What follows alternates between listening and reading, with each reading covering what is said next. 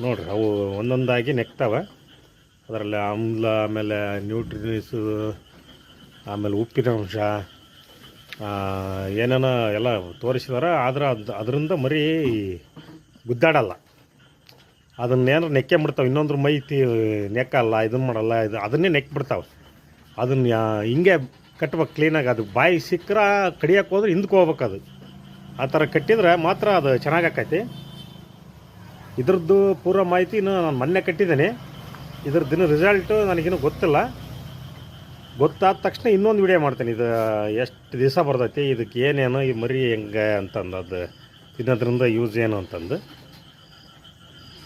ಇನ್ನೊಂದು ವಿಡಿಯೋ ಮಾಡಿ ಹಾಕ್ತೇನೆ. ಎಲ್ಲ ದೊಡ್ಡವಿದಾವೆ ನೋಡ್ರಿ ಮರಿಗಳು, ಭಾಳ ದೊಡ್ಡವಿದಾವೆ.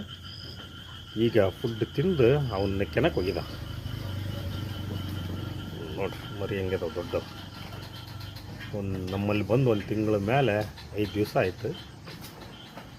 ಹೆಂಗಿದಾವೆ ನೋಡ್ರಿ ದೊಡ್ಡವು. ಕತ್ಲಾಗಿರೋದಂತೂ ಸರಿಯಾಗಿ ಅದು ಕಾಣಲ್ಲ. ತಿಂಗಳ ಮೇಲೆ 5 ದಿವಸ ಆಗೈತೆ ರೀ ಬಂತು.